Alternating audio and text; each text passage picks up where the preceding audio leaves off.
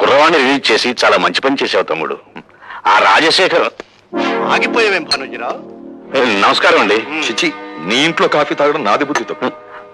శభాష్, ఇప్పుడు నాన్నం అనిపించుకున్నావు. నాకు మర్యాదలు చెయ్యకపోతే నేనేం బాధపడను భానుజీరావు, కానీ ఇప్పుడు చెప్పబోయే పని చెయ్యకపోతే ఆగ్రహించవలసి వస్తుంది. మర్యాదగా కాగితం మీద సంతకం చెయ్యి. ఏమిటది? ఆ భార్గవ్ గారి ఊస్టింగ్ ఆర్డర్. ఎందుకు హూస్ చేయాలి? ఎందుకంటే బాధ్యత గల ప్రభుత్వోద్యోగి అయ్యుండి కూడా మా ఆసుపత్రిలో ఒక డాక్టర్ని దారుణంగా కొట్టి మర్డర్ చేయబోయాడు కనుక. అది వాళ్ళిద్దరి మధ్య జరిగిన కొట్లాటే గాని ఘర్షణ కాదు. కొట్లాటలకు మీరు ఎప్పుడైనా రేపరేగా ఉన్నారా? షటప్. చట్టం నోరు నువ్వు మూసి మావారి నోరు మూయాలని ఎందుకు చూస్తావు ప్రతాపరావు? ఆ భార్గవ్ గారి మీద ఏ సెక్షన్ ప్రకారం చర్య తీసుకోవాలో కావాలంటే నేను నీకు చెప్తాను. ఏదో ఒక సెక్షన్ ప్రకారం ప్రతి మనిషి మీద యాక్షన్ తీసుకుంటే ఈ దేశంలో ఉన్న చాలా మంది రాజకీయవేత్తలు అసెంబ్లీలోనూ పార్లమెంటులోనూ ఉండరు, జైళ్లలో ఉంటారు. నేను జైల్లో ఉండొచ్చిన వాళ్ళవేలే. గర్వపడిపోకండి, అక్కడికే పంపిస్తాం, మళ్ళీ తిరిగి రాకుండా. ప్రతాపరావు గనుకే చెప్తున్నాను. నడి రోడ్డు మీద చిందిన ఇంజనీరు రక్తం నా కళ్ళల్లో కదలాడుతూనే ఉంది. నా కళ్ళు మిమ్మల్ని వేటాడుతూనే ఉన్నాయి. మామూలు వేట కాదు, రాజకీయ వేట. ఓకే ఓకే, నేను చూస్తాను. అనరా తమ్ముడు. అట్లాగే.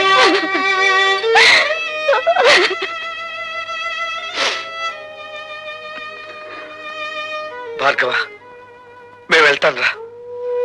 శంకర్, పసితనంలో తండ్రి మోసం చేసి వెళ్ళిపోయాడు. ప్రయోజకుడయ్యానని తెలిసిన మరుక్షణం అమ్మ మోసం చేసి వెళ్ళిపోయింది. ఇక నన్ను ఒంటరివాణ్ణి చేసి మీరు కూడా వెళ్ళిపోతారా? వెళ్ళిపోండిరా, వెళ్ళిపోండి. భార్గవ, అభిమానం కోసం ఆప్యాయత కోసం ఆరాటపడే నీ మనసుకి ఏ లోటు రానివల్లా. ఈ రోజు నుంచి నేను పద్మ ఇక్కడే ఉంటాం, నీతోనే ఉంటాం, సరేనా? థ్యాంక్స్ రా శంకర్.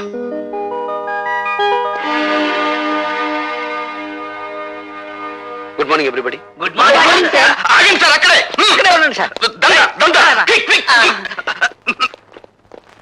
ఇంత అదృష్టవంతమైన మీకు ఈ దండ వేయకుండా అడుగు ఒక్క స్టెప్ కూడా ముందుకు వేయనివ్వను. సార్, అతను తెల్ల పూల దండ తీసుకొచ్చాడు, నేను గులాబీ పూల దండ తీసుకొచ్చాను. ఇది వేయించుకోవాలి అదృష్టవంతులు గారు. సారీ, ఆ కుర్చీలో కూర్చోబోయే మనిషి మహర్జాతకుడు అని మీరు అనుకుంటున్నారేమో, కానీ ఆ సీట్ ఖరీదేమిటో తెలుసా? ఇంత అని చెప్పడానికి వీల్లేనంత ఖరీదైంది. కొన్ని లక్షలు. మీరు ఊ అనండి చాలు, 50-50 బేసిస్ లో లాగించేద్దాం. ఇదేమీ డ్రై ఏరియా కాదు సార్, ఇక్కడ లంచాల పంటలు బాగా పండుతాయి. Believe me. Shut up. ఈ ఉద్యోగాన్ని నా తల్లి ప్రాణాన్ని పణంగా పెట్టి సంపాదించుకున్నాను. థ్యాంక్స్ అండి. ఎందుకు?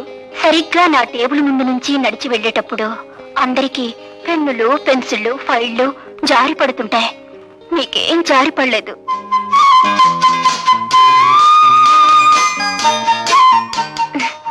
ఐసి, రేపటి నుంచి ఎవరి పెన్నులు పెన్సిళ్ళు జారి పడకుండా నీకు ఒక తారక మంత్రం చెప్తాను. అలాగే సార్.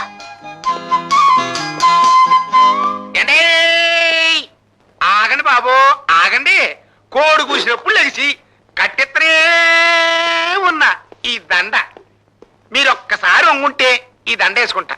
మీరే వంగుని ఆ దండ మీరే వేసుకుని డబ్బు కట్టుకుంటూ ఊరి మీద పడి ఊరేగండి, ఏదైనా గిట్టుబాటు అవుతుంది. అండి, ఎవరినేంటే నిజం అనుకుంటారు, ఈ దండ వేయించుకోండి బాబు, లేకపోతే గుండె ఆగిపోద్ది. ఆగిపోనివ్వండి, దేశానికి ఏ నష్టం రాదు. అయ్యో బాబోయ్, మళ్ళీ త్రిల్లే. రే బచ్చా, నువ్వు దవులుకో. అచ్చా, మీరు ఈ ఫైల్ మీద సంతకం ఎట్లేదు అనుకోండి, మా అయ్య కళ్ళు దాసి మిమ్మల్ని కళ్ళు కుండలో కలుపు తాగేస్తాడు. జం జమాస జం జనాకే ధన్ ధనా ధన్ ఫట్ ఫటాచే. ఇదేం బాగాలేదండి. మీరు ఈ దండ ఎంచుకుని మర్యాదగా ఫైల్ మీద సంతకం పెట్టకపోతే థ్రిల్ అయిపోద్ది. ఆ తర్వాత మినిస్టర్ గారి ముందు మీరు చేతులు కట్టుకుని నిలబడాలా. ఏడ్చాలో వెళ్ళు. ఏంటి ఇంకా థ్రిల్లే? సరే, ఎంతకింత థ్రిల్ నేనిస్తా. వెళ్ళు. చూడు బాబు, నువ్వు ఇప్పుడు కూర్చున్న ఏ సీటు గత 10 ఏళ్లుగా మాది. ధర్మమో ఆపధర్మమో నువ్వు ఇప్పుడు ఆ సీట్లోకి వచ్చావు. నేను ఆ సీట్లోకి వచ్చింది నీతిగా నిజాయితీగా ఉద్యోగం చేయడానికి. మంత్రి గారు, మేము కూడా నీతిగా నిజాయితీగా ఉండబట్టే మంత్రి పదవిలో ఉంటున్నామయ్యా. కావచ్చు, మీరుండేది 5 ఏళ్ళు, మేముండేది 33 ఏళ్ళు. ఎవడీడో బ్యాటరీ మన ఛార్జింగ్ లో ఉంది. హలో, మంది బ్యాటరీ కాదు, డైనమో. ఎప్పుడు డబుల్ ఛార్జ్ లో ఉంటుంది. అన్నో, ఎవడీడో నీ ముందే నా గాలి చెప్తా ఉన్నాడు. అండి, రాజకీయ నాయకుల బతుకులు గాలి తీసిన టైర్ లాంటివి, మీరేం కంగారు పడకండి. చూడు బాబు, మంచి వయసులో ఉన్నావు, ఉండాలా మాత్రం పౌరుషం. నీ వయసులో మేం కూడా ఇంక్విలాబ్ జిందాబాద్ అంటూ కంఠనాళాలు తెగిపోయేలా అరిచాం. ప్రయోజనం కనిపించక పార్టీ జెండా మార్చాం అంతే.